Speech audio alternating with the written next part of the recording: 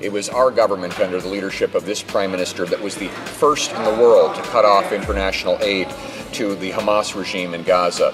The first to announce it would not participate in the Durban Hate Festival. Other countries later followed. This government was the first to march out on Mahmoud Ahmadinejad's speech at the United Nations, and we were the only to stand up to an unbalanced Francophonie resolution targeting Israel. This Prime Minister is prepared to stand for what's right, even when it means standing alone. Terrorists in Hamas-ruled Gaza rained over 3,000 rockets and mortar bombs into Israeli communities in 2008. They target civilians and seek maximum loss of life. That is why the Jewish state blocks arms from entering the Hamas-controlled territory. And though we are blessed to live in the safety and comfort of Canadian life, we will always stand with those who confront terror every day. Unfortunately, the Canadian Union of Postal Workers has opposed this wonderful initiative and has singled out Israel for unfounded and unfair criticism. I rise today to point out that the Union of Postal Workers is in fact wrong.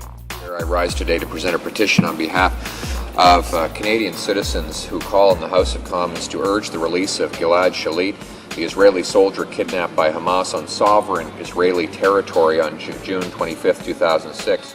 This government, as you know, Mr. Chair, has stood strongly against Hezbollah, Hamas, and other terrorist groups and in favor of our friends and democratic allies in Israel. Thank you. The Prime Minister was the first in the world to cut aid to the Hamas regime in Gaza, the first to walk out on the Durban Hate Fest, the first to walk out on Ahmadinejad at the UN, the only to oppose anti-Israel resolutions at the Francophonie. The Prime Minister stands for what's right, even if it means standing alone. Last week, I joined the March of the Living at Auschwitz and observed the hideous scene of Nazi crimes.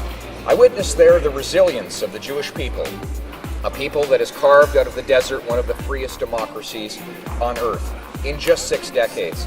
The Jewish state has no better friend than our conservative Prime Minister, who has reversed the policy of his predecessors.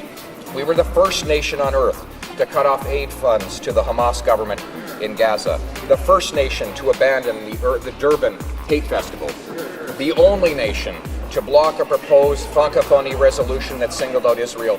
Mr. Speaker, where once was barren sand, now there are trees. Alive is the land, the people are free.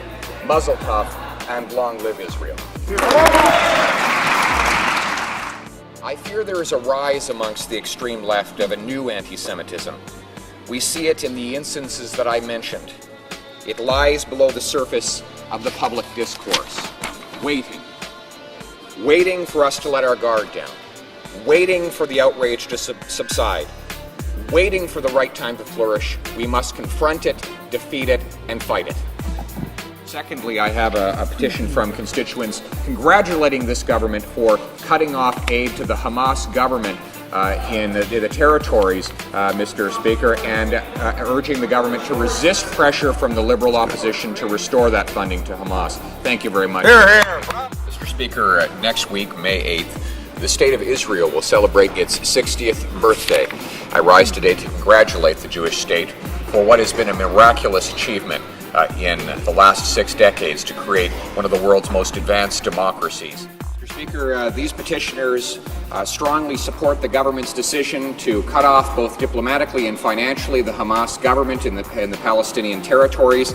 They believe that Canada should stand foursquare behind the Middle East's leading democracy in Israel, and that Canada should not finance a terrorist-led regime. The petitioners also resent very strongly the CUPE's decision to boycott products that emanate from that leading democracy, the State of Israel, and I'm proud to support them and introducing this petition.